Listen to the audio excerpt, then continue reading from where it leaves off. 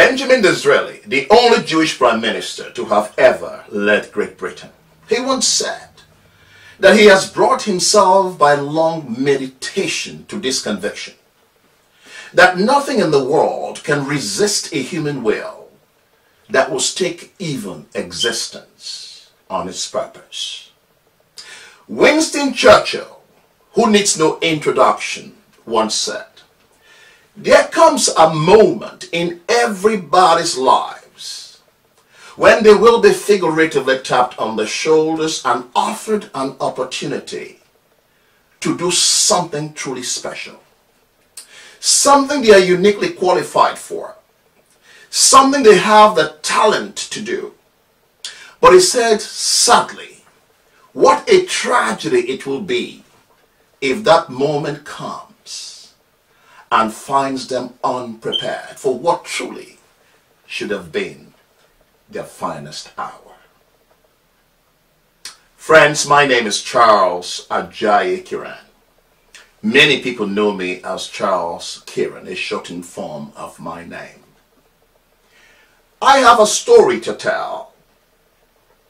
I am somebody who has been truly acquainted with many, many failures.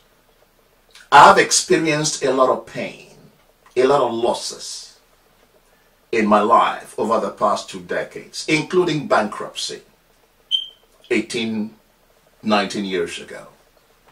I understand what it means to have failed pitifully. If I were to take off my shirt and show you my back, it is lacerated with deep cuts, deep scars, scars that I've earned from the trenches in the battlefields. When I stand before you today to speak, I speak as an individual who has failed terribly, but who kept failing forward. I kept getting back up. Now, I hasten to say quickly, I have experienced many incredible successes in my life. I have been at the top of the tree several times with many opportunities. I have experienced what it means to achieve staggering success. But it is also important I mention in this short discussion that I've also experienced a lot of failures and downtimes in my life.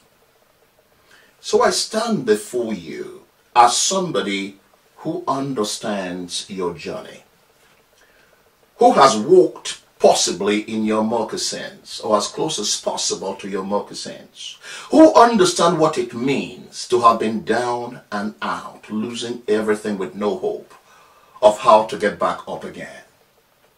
But by the grace of God, I kept getting back up and I kept fighting. You see, I have experienced, as I mentioned, a lot of successes. I have built teams in approximately about 30 to 40,000 high-performing teams and entrepreneurs in my business in many nations around the world.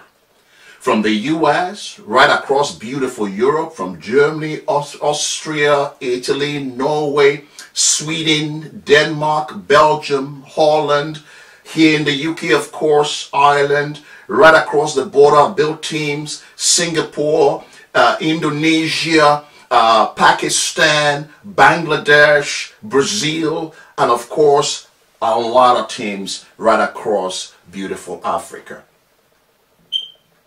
I have done that because I understood instinctively what it takes to ignite the human spirit. I don't know a lot about many things, but there's one thing I know unquestionably, and that is people. I know how to ignite the human spirit. I know how to turn people on, how to get them chasing their most dominant dreams and aspirations.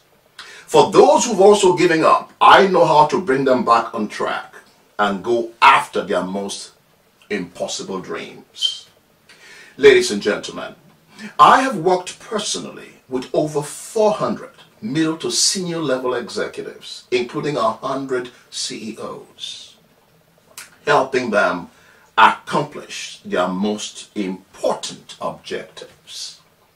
I understand the language of leadership because I am a leader. I have been one for over 2 decades.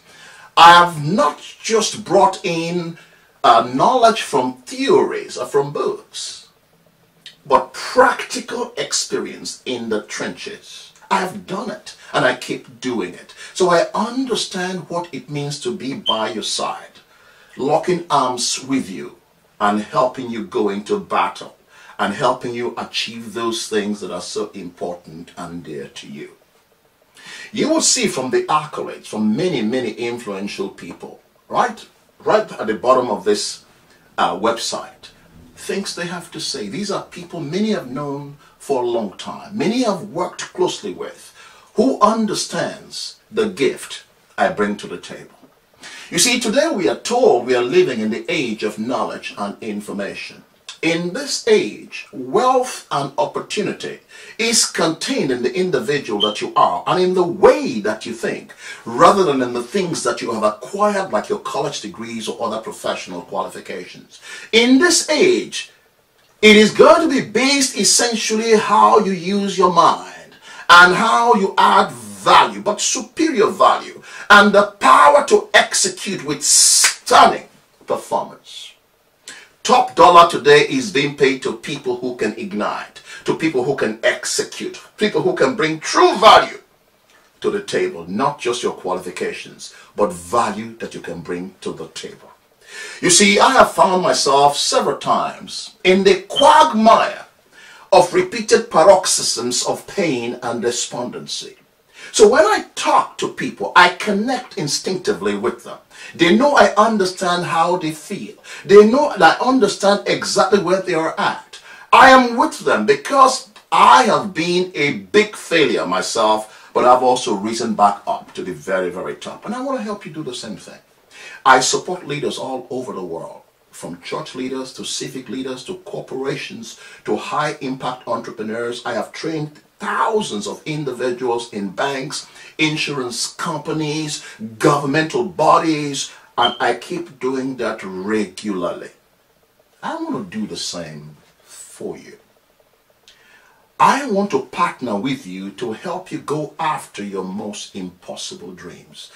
Dreams you thought could never be accomplished again. I want to talk to you about the process of what it takes to give the world the beauty of your dreams. It's not all over until you say so. You see, one of my favorite individuals who died in the late 1800s at the age of 48, but he died broke, unfortunately, and today his estate is worth so many millions post his death. His name is James Allen. You probably have heard of him. He wrote a small book, hugely runaway bestseller. The book is titled As a Man Thinketh. He said in that book that all achievements, everything you see around you today, initially began as a dream. Think about it. He said the mighty oak tree initially laid in an acorn. He said the birds of the air once rested in eggs. And then he said that so it is in the human soul, that there is a waking giant in your soul, stirring to be released, stirring to be let loose.